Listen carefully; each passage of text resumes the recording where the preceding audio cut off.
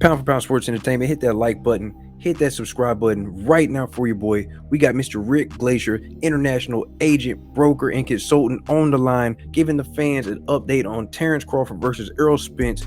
We're trying to let you guys know what's going on, what's up with the negotiations. Is the fight happening? Is the fight not happening? Rick, it's all you. Take it away. Well, I don't have any involvement at all. It's just I'm hearing bits and pieces from various sources, and they're a long way apart in every category, not just money, terms, which is always very important in major fights. Example, that Spence wants a rematch clause, but he doesn't want to give Terence one. Give Crawford one, and Crawford's insisting upon one.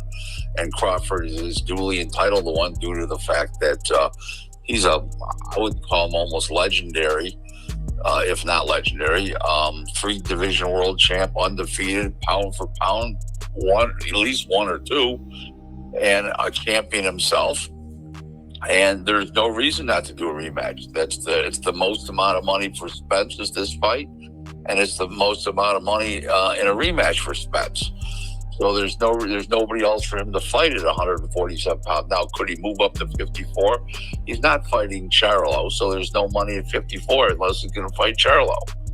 So he might as well do a rematch clause. I know that he wants to be in control and everything else. And Al Heyman's insisting on 3 options. Well, man down there, Spence calls himself with his man down promotions that he's the promoter. Well, if he's the promoter, then why is his advisor demanding 3 options for himself on Crawford?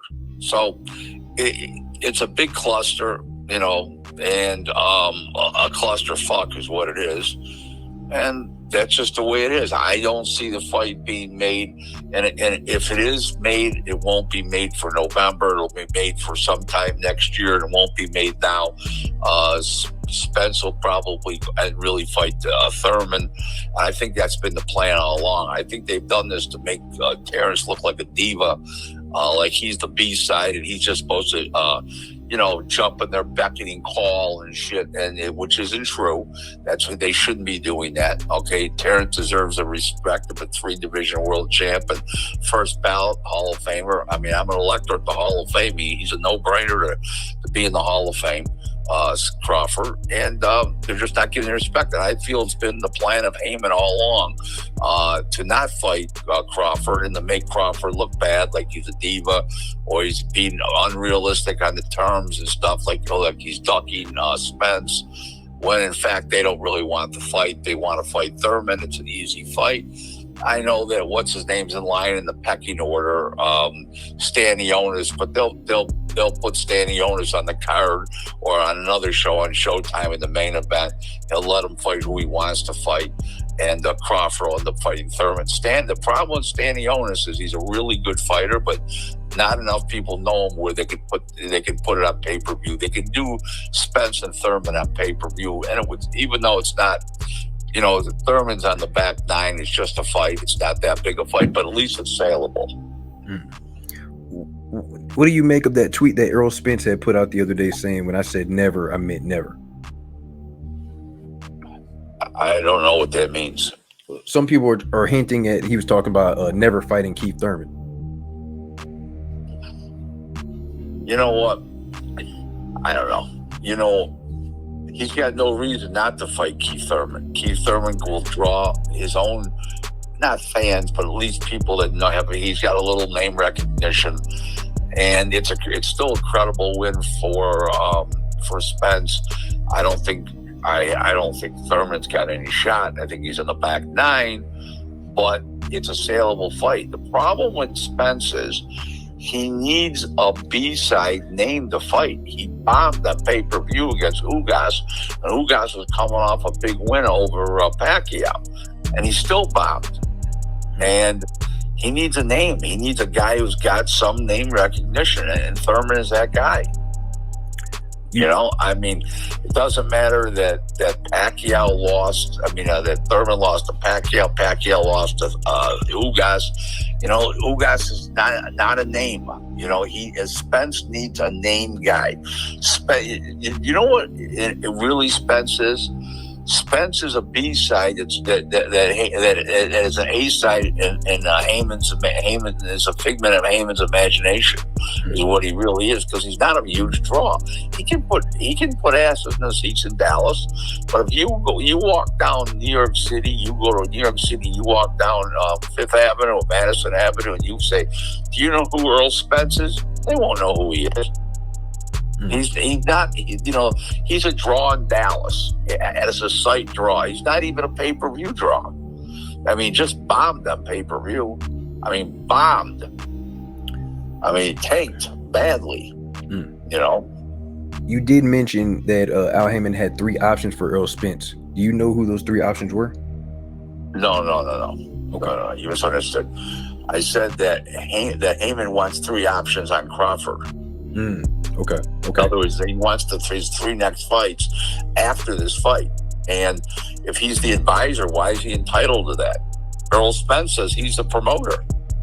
Okay. They send out mixed signals. They want this, they want that, but Heyman says he's not a promoter. He's an advisor, but he wants 3 options. And what do you call? Well, promoters couldn't get options. They're entitled to them if they want to press. But Heyman says he's an advisor, not a promoter. But he wants to. He's Earl, but Earl's supposed to be the promoter. But then why is Heyman getting 3 options? It's a clusterfuck. And not to give him a rematch clause. And Spence wants one. That's a no starter for me.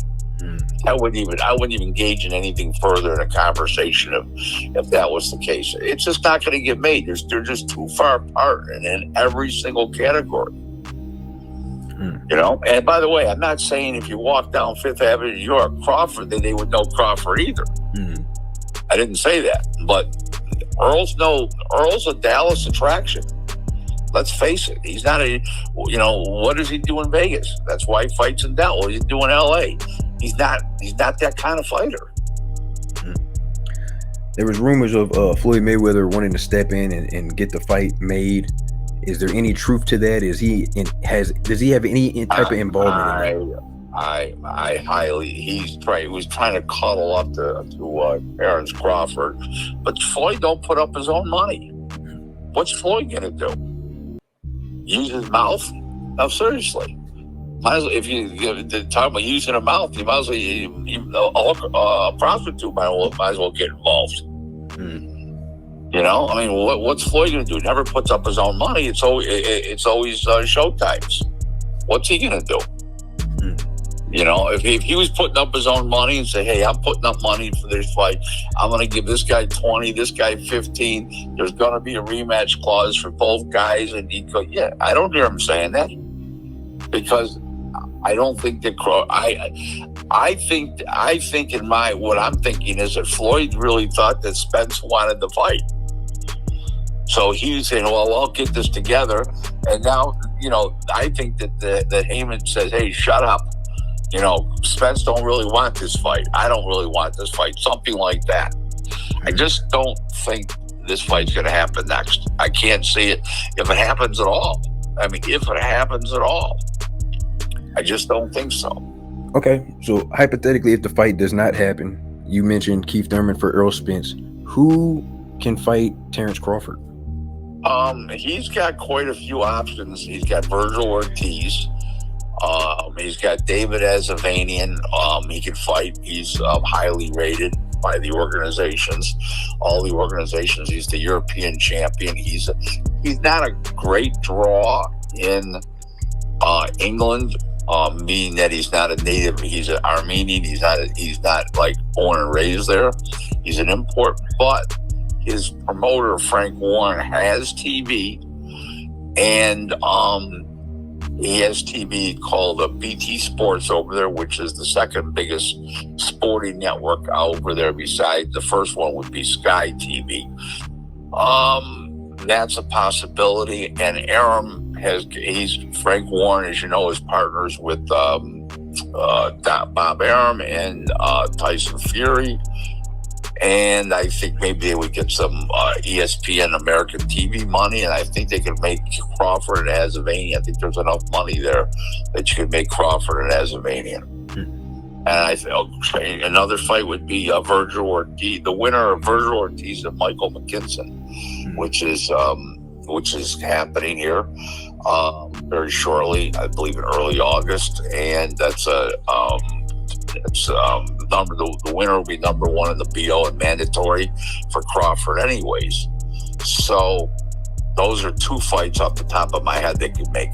Crawford listen, he's not going to get Errol Spence money, but he'll make millions, and satisfy his mandatory, and and the one fight, the other fight's a voluntary defense. So I think there's a lot of I think those are his two options, referring to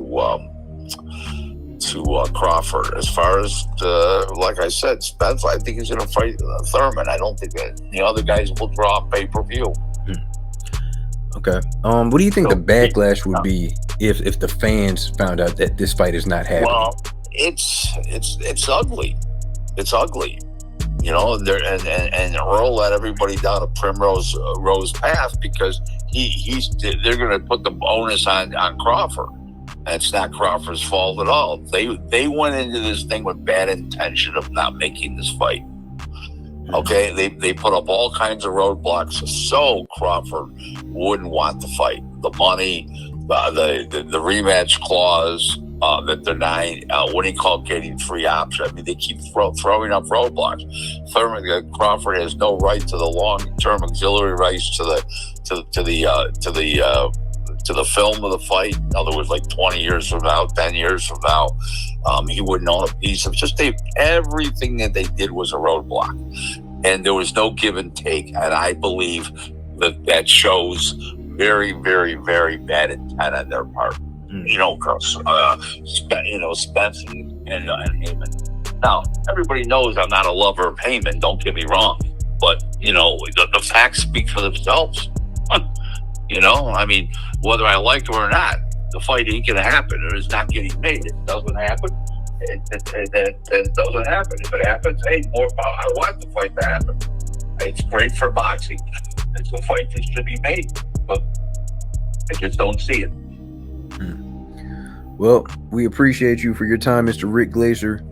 Thank you so much for giving us the information, man. I thank you, Mr. Rick Glaser, everybody. Thank you for having me, okay? You enjoy your day. Thank you. Appreciate it. Bye now.